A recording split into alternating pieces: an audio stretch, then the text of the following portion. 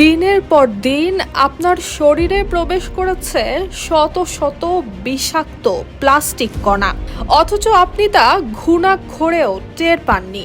অসহায় লাগবে না? মনে হবে না এসব কণা হয়তো এতদিনে রক্ত কিংবা ফুসফুসের মতো গুরুত্বপূর্ণ অঙ্গে পৌঁছে গেছে?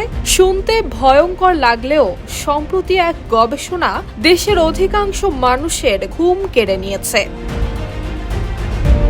দেশের বাজার থেকে সংগ্রহ করা 34টি টুথপেস্টের 26টিতেই মিলেছে ক্ষতিকর মাইক্রোপ্লাস্টিকের উপস্থিতি। আর এই টুথপেস্টগুলোই আমরা প্রতিনিয়ত ব্যবহার করছি। তবে প্রশ্ন উঠেছে, এই মাইক্রোপ্লাস্টিক শরীরের জন্য আসলে কতটা ক্ষতিকর?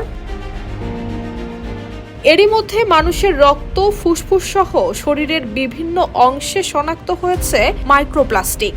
দীর্ঘদিন ধরে এই প্লাস্টিক শরীরে জমতে থাকলে তা প্রদাহ বাড়ানো, কোষের স্বাভাবিক কার্যক্রমে বিঘ্ন।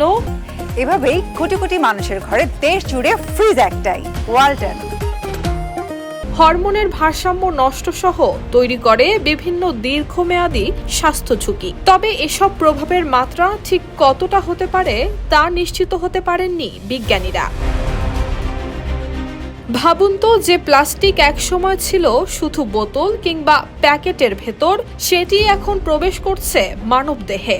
সবচেয়ে ভয়ঙ্কর বিষয় হলো, একবার এসব কণা শরীরে ঢুকে পড়লে সেগুলো কিভাবে পুরোপুরি বের করা যাবে তার নিশ্চিত কোনো উপায় জানে না বিজ্ঞানীরা। তবে স্বস্তির বিষয় হলো, মাইক্রোপ্লাস্টিক শরীরে ঢুকলেই যে সঙ্গে সঙ্গে অসুস্থ হয়ে পড়বেন এমন কোনো প্রমাণও এখনো পাওয়া যায়নি। এমন অবস্থায় তাহলে করণীয় কি? টুথপেস্ট প্রশাসনী কিংবা অন্যান্য ব্যক্তিগত পরিচর্যা পণ্য কেনার আগে ভালোভাবে তা দেখে নিতে হবে, চোখ বুলিয়ে নিতে হবে উপাদানের তালিকায়। বিশেষজ্ঞরা পরামর্শ দিচ্ছেন প্লাস্টিকের বোতল কিংবা পাত্রে গরম খাবার কিংবা পানীয় রাখা থেকে বিরত থাকতে। একই সঙ্গে অতিরিক্ত প্রক্রিয়াজাত খাবারের পরিবর্তে তাজা এবং আঁশ সমৃদ্ধ খাবার খাওয়া, বিশুদ্ধ পানি পান এবং ঘরের ধুলোবালি নিয়মিত পরিষ্কার রাখার পরামর্শ দিয়েছেন বিশেষজ্ঞরা। News desk, Bangladesh bulletin.